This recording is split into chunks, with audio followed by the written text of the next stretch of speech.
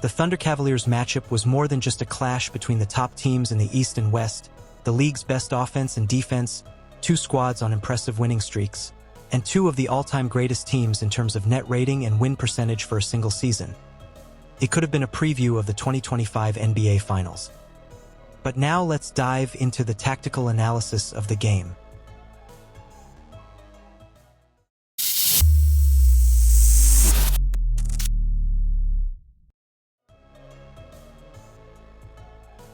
The first tactical theme of the game becomes evident right from the opening possession. It's the three-man game involving Garland, Wade, and Allen. Garland acts as the ball handler. Wade serves as a versatile screener who can knock down threes, while Allen excels as a roll man. As you can see in this play taken from Atkinson's horn set, the two Cleveland big men come up to set the horn screens, with Allen cutting to the basket and Wade popping out to the perimeter. Garland exploits the mismatch, creates an advantage by making Hartenstein jump, and then executes a give-and-go with the former KSU player. Once the ball is returned to him, Wallace is forced to rotate, leaving Cleveland's center open under the basket and forcing the German player to foul him. This play comes from Cleveland's sideline out-of-bounds set. It starts with Wade passing the ball to Allen and then setting a screen for Garland. The point guard receives the handoff from the center and the usual action develops. Garland has the ball, Wade pops out, and Allen rolls. This time, the pass is out for the forward who doesn't shoot but waits for Mitchell to come off a screen and takes a good shot. Another play in the first stages of the game has the same three Cavaliers involved. This is a classic stagger screen with a screener who pops out, that is Wade, and one who rolls, so Allen. Notice how much pressure is put on the defense with a simple play. Hartenstein can't leave Allen and switch on Garland because that would generate two different mismatches. Dort has to help on the roll man to avoid the easy alley-oop, and Wallace is stuck on the first screen. That means Garland is open, and that's another great shot. OKC on the other end responded with a smart move. Daigneault made his team's plays pass through Hartenstein and Jalen Williams' hands.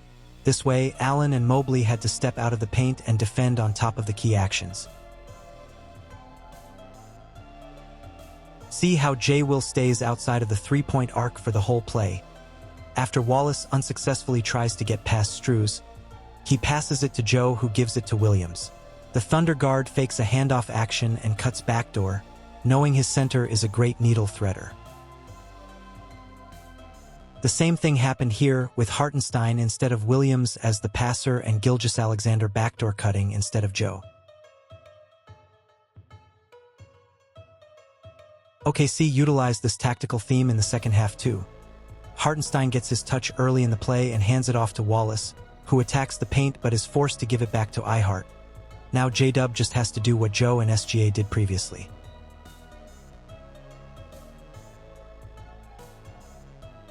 That is one of the biggest reasons why the Thunder had a 19-1 record before this game, since their German big man came back from his injury. He's not only a great rebounder and a rim protector, but he's also a skilled passer and has a great touch around the rim. But Cleveland had another simple piece of strategy to utilize in their favor. Mobley has an important height advantage over Jalen Williams, and this season he got better at attacking mismatches, so he punished the Thunder small ball numerous times. This is a transition play after the Cavs' defensive rebound. J-Dub is on the other side of the court and Hartenstein has to stay on Allen, so SGA ends up against Mobley. The big man sets a screen for Garland, but the point guard realizes his teammate has a mismatch he has to punish, so he doesn't utilize the screen and feeds Mobley in the post. Shai is forced to pick up an early foul and will have some foul troubles all game long. Here Mobley is in attack mode since the beginning of the play. He brings Jalen Williams into the paint and forces Hartenstein to help his teammate to prevent another easy basket. Gilgeous-Alexander has to rotate and cover the passing lane for Allen, so Wade is wide open in the corner.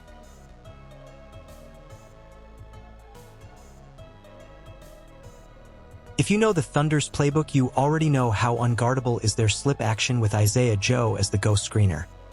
It's so effective that Daigneault often calls it after the timeouts to give his team an open shot.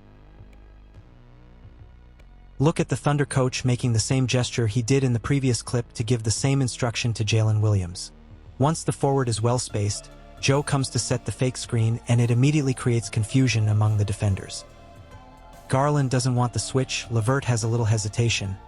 And that is enough for Shai to blow by him, make the defense collapse and kick the ball out. Dortz then reads the defender's feet, attacks the closeout and forces another rotation that ultimately leads to Hartenstein open. This is a little variation of the same play. Once SGA receives the ball, Joe sets the ghost screen. This time the Cavs tries to switch, but Shai finds the right angle to attack and triggers the help from Mitchell, who leaves Joe open from deep. This one's a typical variation in Dagnall's playbook you'll see many times when watching OKC. This is the same play made in 2023 against the Chicago Bulls. Those who follow me on Instagram already knew this play, and many more I broke down recently in the post about the Thunder playbook. If you don't want to miss out on unique posts you won't find here on YouTube, I'd suggest following the Eurostep on IG. You can find the profile link in the description. Back to the game, this was Atkinson's mid-game adjustment to this play. He told the corner defender to anticipate the pass. Mitchell did it and forced a turnover. That wasn't the only brilliant move the Cavs coach did this game. He countered the aggressive Thunder defense with quick slips that generated short roll opportunities for Mobley and Allen. Here Garland brings the ball up, Allen sets a screen for him, slips away and makes the defense rotate. Jalen Williams is the designated helper for this occasion. Mobley makes the correct read and cuts to the basket for an easy dunk. Similar play here, Allen is the short roll man again. But this time Wade is the player cutting through the baseline and getting the rim shot. The Cavaliers have set this play up in the same way as the other ones, but the Thunder defense made something different. When Allen short rolls and gets the ball, the corner man still helps on him. But the wing defender rotates to the corner. The former Nets center makes the right read and swings it to Struz, who finds LeVert open under the basket. J-Dub is forced to rotate on Allen to take away the 2 easy points, but he has to leave Wade open in the corner for a great shot.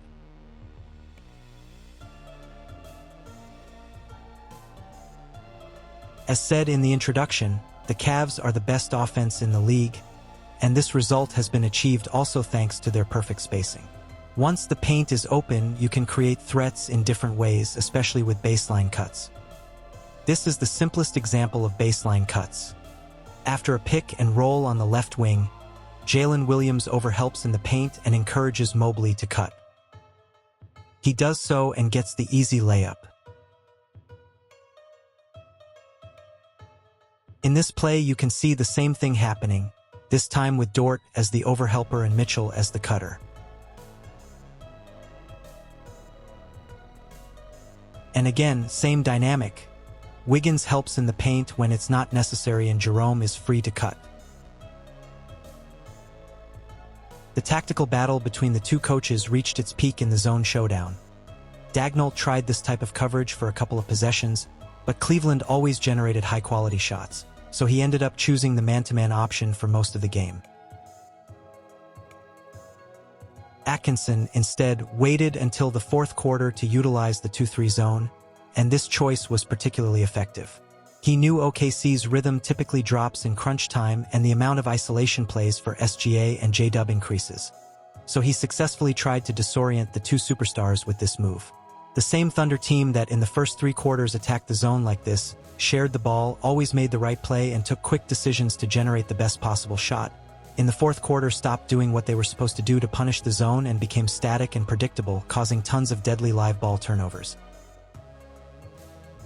This is probably what OKC needs to do to make the next step in their growing process.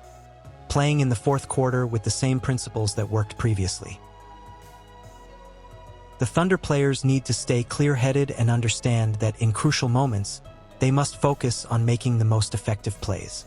While this might seem like a simple concept, Anyone who has been in similar situations knows that the temptation to slow down the pace and stop moving the ball is strong, particularly because the fear of making mistakes is there. The fact that many players on the Oklahoma City roster, along with the head coach, are young doesn't help in this regard.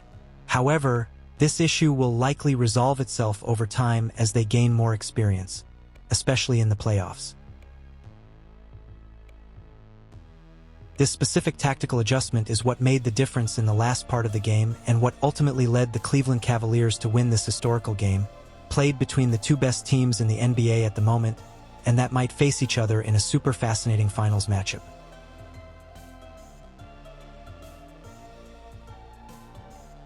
Thank you for watching. If you want to support this new project, you can do it by liking this video and subscribing to this channel. And that's all for now. See you in the next video.